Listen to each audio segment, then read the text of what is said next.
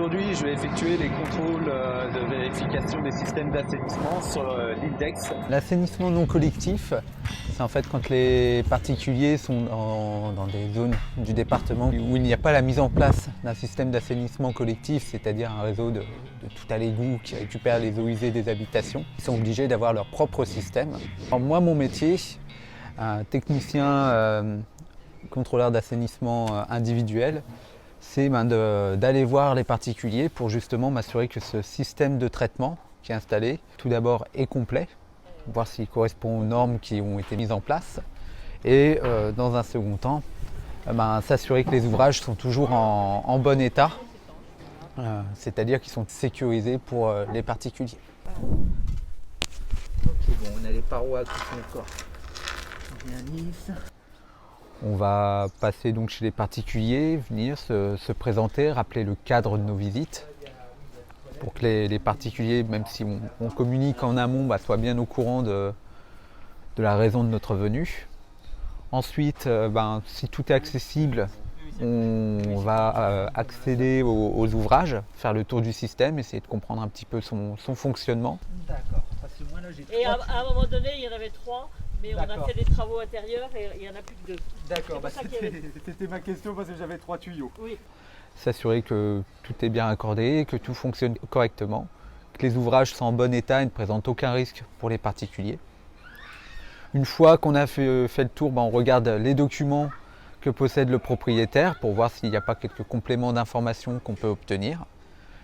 Et après cela, on présente au propriétaire le classement de son installation. Et on lui explique s'il y a des choses à revoir, la procédure à suivre pour les rectifier. Et si tout va bien, parfois les petits axes d'amélioration ou l'entretien à faire sur sa filière pour que sa filière puisse fonctionner le plus longtemps possible. Dans un premier temps, en fait, on va pré-remplir avec le propriétaire un logiciel qui nous est fourni par le service public d'assainissement non collectif, le SPANC, qui est l'organisme qui nous mandate en fait pour ces missions. On confirme justement la plupart des données avec le propriétaire, que les informations qu'on a avec lui sont bien à jour. Et après cela, on transfère ces données-là dans un fichier Word où on va travailler un peu la mise en page pour avoir un compte-rendu, un rapport plus présentable pour le propriétaire. Les avantages du métier, c'est que on peut, comme ici, se retrouver dans des cadres assez sympathiques. On voit beaucoup de territoires. Côté relationnel aussi avec les particuliers, qui est quelque chose de très agréable, parce que du coup on a quand même l'avantage d'avoir un travail de terrain, donc on sort, on voit des gens différents. J'allais vous demander, est-ce qu'il y en a beaucoup d'autres qui sont... on a quand même pas mal de personnes qui sont encore en non collectif. Donc c'est quelque chose de vraiment d'agréable dans ce métier. Les inconvénients, on intervient un petit peu dans le cadre de contrôle, donc parfois les particuliers peuvent nous voir comme des contrôleurs et c'est des visites qui sont obligatoires, donc qui peuvent parfois être assez mal prises par certaines personnes, donc on peut avoir des accueils un petit peu froids. Après, même si avec un peu de discussion, généralement les situations finissent par se décanter, mais voilà, on peut avoir quelques personnes assez réticentes et disons un peu fâchées à l'idée de ne pas être forcément aux normes. Heureusement, j'en ai plus de souvenirs de visites très positives.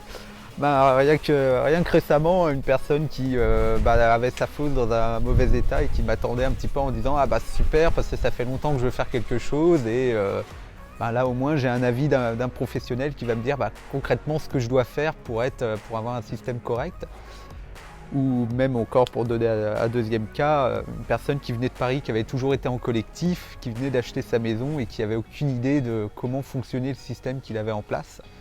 Donc je me suis retrouvé à lui faire un petit cours sur l'assainissement non collectif qu'il avait dans sa maison. Donc heureusement, beaucoup voient aussi notre visite comme une aide pour faire les choses correctement. Je me sens utile parce que je me rends compte qu'en termes d'assainissement, c'est quelque chose c'est une sensibilisation qui est quand même vraiment assez récente. Donc tout le monde n'est pas très bien informé sur l'assainissement et concrètement l'impact que ça peut avoir. J'aime mon métier, ça, j'ai aucun doute là-dessus. J'apprécie vraiment le relationnel de ce métier. C'est toujours différent parce que faut s'adapter à la personne qu'on a en face et c'est ce que je trouve intéressant, c'est-à-dire qu'avec certaines personnes qui ont un peu de mal à comprendre et qui vont être vraiment réticentes, faut savoir leur expliquer parfois qu'il y a des règles et que tout le monde doit s'y tenir. Et à l'inverse, certaines personnes un peu perdues, il faut savoir être assez pédagogique pour utiliser des mots, des définitions assez simples pour qu'ils puissent comprendre à la fin. Et c'est vraiment tout l'aspect intéressant, je trouve, du métier.